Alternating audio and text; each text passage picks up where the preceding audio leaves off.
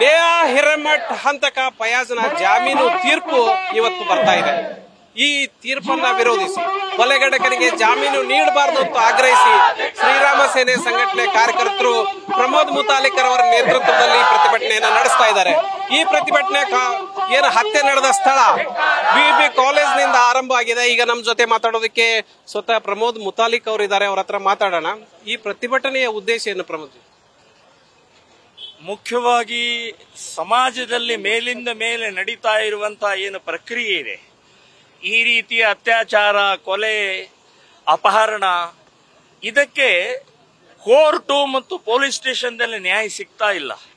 ಮೇಲಿಂದ ಮೇಲೆ ಜಾಮೀನು ಸಿಗ್ತಾ ಇದೆ, ಮೇಲಿಂದ ಮೇಲೆ ಬಿಡುಗಡೆಗಳಾಗ್ತಾ ಇದ್ದಾವೆ. ಸೊ ಮೇಲಿಂದ ಮೇಲೆ ಅದರ ಪರಿಣಾಮದಿಂದ ಭಯ ಇಲ್ಲದೆ ರೇಪ್ಗಳು, ಭಯ ಇಲ್ಲದೆ ಅಪಹರಣಗಳು, ಭಯ ಇಲ್ಲದೆ ಇವತ್ತು ಹಿಂದೂ ಹುಡುಗಿಯರ ಮರ್ಡರ್ಗಳಾಗ್ತಾ ಇದ್ದಾವೆ.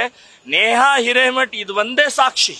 ಸೊ ಇವತ್ತು ಹುಬ್ಬಳ್ಳಿಯ ಕೋರ್ಟ್ನಲ್ಲಿ ಇವತ್ತು ಜಾಮೀನಿನ ಆರ್ಡರ್ ಸಂಬಂಧಪಟ್ಟಾಗೆ ಇದೆ ಅಂತನ್ನುವಂಥದ್ದು ವಕೀಲರು ಹೇಳಿದ್ರು.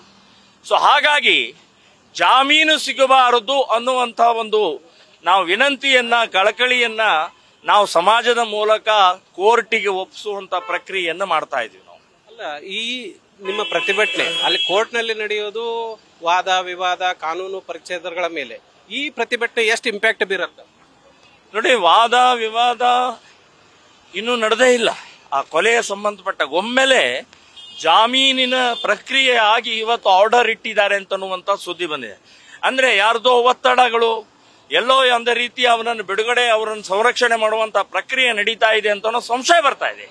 ಸೊ ಆ ಹಿನ್ನೆಲೆಯಲ್ಲಿ ನಾವು ನಮ್ಮ ಒತ್ತಡ ಬೀಳುತ್ತೋ ಗೊತ್ತಿಲ್ಲ ನಮಗೆ, ಆದರೆ ನಾವು ಒತ್ತಡಕ್ಕಾಗಿ ಅಲ್ಲದೆ ಸರ್ಕಾರಕ್ಕೆ ಮತ್ತು ಪೊಲೀಸ್ ಇಲಾಖೆಯವರಿಗೆ ಒಂದು ಕೆಟ್ಟ ಮೆಸೇಜ್ ಹೋಗ್ತಾ ಇದೆ.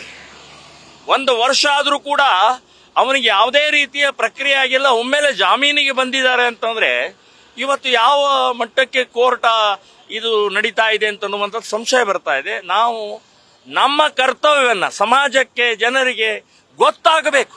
ಈ ರೀತಿಯ ಸಮಾಜ, ರಾಜಕೀಯದವರು, ಪೊಲೀಸ್ ಡಿಪಾರ್ಟ್ಮೆಂಟ್ ಅವರು ಮಾಡ್ತಾ ಇರುವಂತ ಸರಿಯಲ್ಲ ಅಂತನ್ನುವಂಥದ್ದು ಗೊತ್ತಾಗಬೇಕು ಅಂತಾನೆ ಇವತ್ತು ಈ ಪ್ರತಿಭಟನೆಯನ್ನು ಮಾಡ್ತಾ ಇದ್ವಿ ನಾವು. ಕೊಲೆಯಾದಂತಹ ಸಂದರ್ಭದಲ್ಲಿ ಇಡೀ ದೇಶದಾದ್ಯಂತ ಸುದ್ದಿಯಾಗಿತ್ತು. ಎಲ್ಲಾ ಪಕ್ಷಗಳು ಕೂಡ ಇದನ್ನ ಆ ಟೈಮಲ್ಲಿ ಚುನಾವಣೆ ಇದ್ದಿದ್ರಿಂದ ಅಸ್ತ್ರ ಮಾಡಿಕೊಂಡ್ರು. ಈಗ ನೀವೊಬ್ಬರೇ ರಸ್ತೆಯಲ್ಲಿ ನಿಂತಿದ್ದೀರಿ.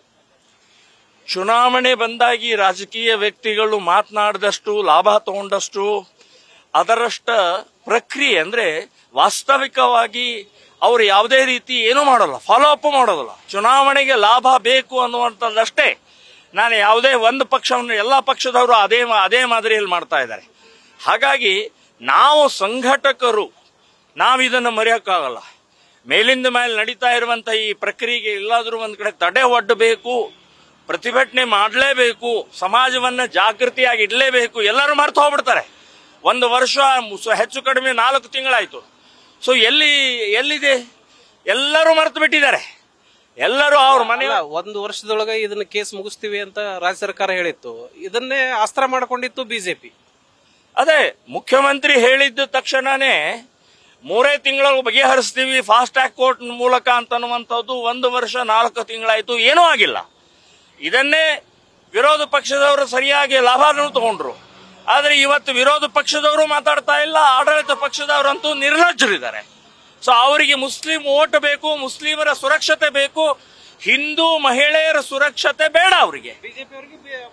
ಬಿಜೆಪಿಯವರು ಹಾಗೆ ಆಗಿದ್ದಾರೆ. ಅದೇ ಮಾದರಿಯಲ್ಲಿ ನಾವು ಅವ್ರ ನಡವಳಿಕೆ ಇದೆ. ಅವರು ಕೂಡ ಇದರ ಬಗ್ಗೆ ಗಮನ ಇಲ್ಲ. ಸೊ ಅವ್ರಿಗೂ ಒಂದು ಎಚ್ಚರಿಕೆ ಕೊಡೋಗೋಸ್ಕರನೇ ಈ ರ್ಯಾಲಿಯನ್ನು ಮಾಡ್ತಾ ಇದೀವಿ ನಾವು. ಒಂದು ವೇಳೆ ಜಾಮೀನು ಸಿಕ್ಕರೆ ಹೊರಗೆ ಬರ್ತಾರಲ್ಲ ನೋಡಿ, ಫಯಾಜ್ ಅನ್ನುವಂಥ ಒಬ್ಬ ಅತ್ಯಂತ ಬರ್ಬರ ಕೊಲೆ ಮಾಡಿದಂಥವನಿಗೆ ಜಾಮೀನು ಸಿಕ್ಕಿದ್ರೆ ಇದಕ್ಕಿಂತ ಒಂದು ಕೆಟ್ಟ ಮೆಸೇಜ್ ಈ ಒಬ್ಬ ಫಯಾಜ್ ಅಲ್ಲ, ಇಂಥ ಸಾವಿರಾರು ಫಯಾಜ್ಗಳು ಮತ್ತೆ ಮತ್ತೆ ಹುಟ್ಟುತ್ತಾರೆ, ಮತ್ತೆ ಭಯ ಇಲ್ಲದೆ ಕೊಲೆ ಮಾಡ್ತಾರೆ. ನಮಗೆ ಕಾನೂನು, ನಮಗೆ ಪೊಲೀಸ್ ಸ್ಟೇಷನು, ನಮ್ಮ ರಾಜಕೀಯದವರು ಏನೂ ಮಾಡುವುದಿಲ್ಲ ಅಂತ ಹೇಳಿ ಒಂದು ಮೆಸೇಜ್ ಹೋಗುತ್ತೆ. ಈ ಮೆಸೇಜ್ ಹೋಗಬಾರದು ಅನ್ನೋ ದೃಷ್ಟಿಯಿಂದ ನಾವು ಮಾಡ್ತಾ ಇದ್ದೀವಿ. ಇನ್ನು ಅಕಸ್ಮಾತ್ ಅವನಿಗೆ ಜಾಮೀನು ಸಿಕ್ಕಿದ್ರೆ ಕಲ್ಲೇಟನಿಂದ ಅವನಿಗೆ ಸರಿಯಾಗಿ ನಾವು ಉತ್ತರ ಕೊಡ್ತೀವಿ ಅಂತನ್ನುವಂಥದ್ದು ಹೇಳ್ತಾ ಇದ್ದಾರೆ. ಸೊ ಇದು ಪ್ರಮೋದ್ ಮುತಾಲಿಕ್ ಅವರ ಮಾತುಗಳು. ಒಂದು ವೇಳೆ ಜಾಮೀನು ಸಿಕ್ಕರೆ ಕಲ್ಲೇಟಿನಿಂದ ಆತನಿಗೆ ಉತ್ತರ ಕೊಡ್ತೀವಿ ಅನ್ನುವಂತ ಮಾತನ್ನ ಪ್ರಮೋದ್ ಮುತಾಲಿಕ್ ಹೇಳಿದ್ದಾರೆ. ಕ್ಯಾಮರಾಮನ್ ಪಾಂಡುರಂಗ್ ಜೊತೆ Prakash Nulvi, news first, Hubballi. News first ನಿರ್ಭೀತಿಯಿಂದ ನಿಮ್ಮ ಪರವಾಗಿ.